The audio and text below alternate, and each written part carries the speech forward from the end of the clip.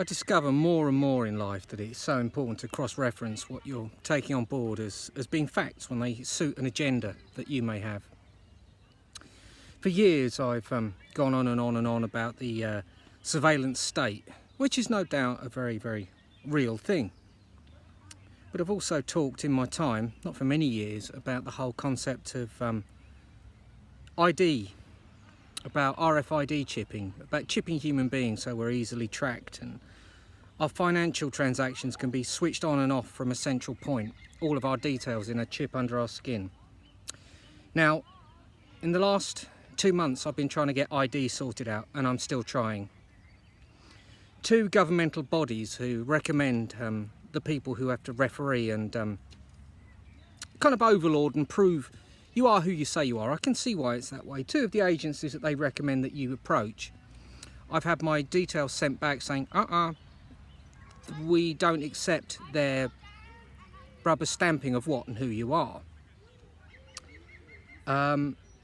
If you're on the streets or if you're at the bottom of the pile, you need serious ID to get ID. And it's sortable in my case, but it has taken 2 months of toing and froing, a lot of money spent, which has been refunded on realisation that the ID that I went for wasn't possible for me to get at that point in time. But it suited an agenda of mine years ago, and I used to say that we're all going to be RFID chipped and everything like that. And do you know what the truth is? The system can't even get it together to make it easy for us to have a provisional driving licence, a citizen card, basic ID of that nature. It's next to impossible. Now, some might say they're making it difficult and saying, well, one day you'll just be able to have a chip under your skin, it'll be a damn sight easier. But compiling those people who are going to back up and referee and stand there and say, yes, this guy is who he says he is. Can you imagine the nightmare that it's going to hold in store for people? Getting ID is nearly impossible unless you already have substantial ID. It's the biggest irony I've faced in a long time.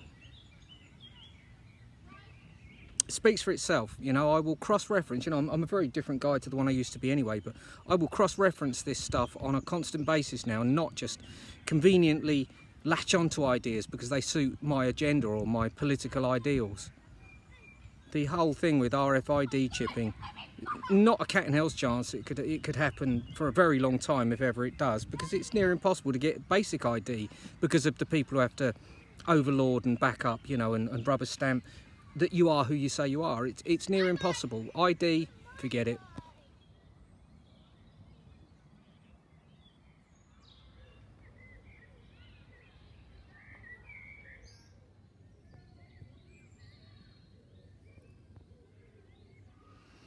You know, I think with all my heart that one of the greatest mistakes we make as human beings is to seriously believe that like minds and becoming part of groups who question nothing about their own philosophy, that's something to aspire to and something that you should do. I mean, I don't think that many people realise that they don't question their own BS within their own given group, but I've experienced it time and time again in my life because I've been a part of the whole protest scene in my life, and for a large proportion of it. And I've seen so many instances where people refuse to have their own illogic within their own given philosophy. They just won't cross-reference it. They won't go there. And I've yet to see a case where that isn't the case.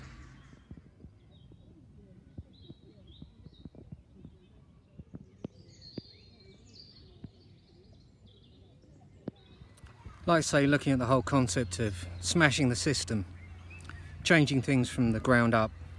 The world and its infrastructure is the way it is right now, and I think it's going to stay that way.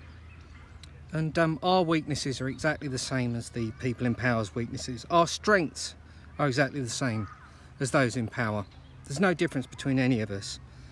You've only got to look at the way people will exploit power on a domestic basis.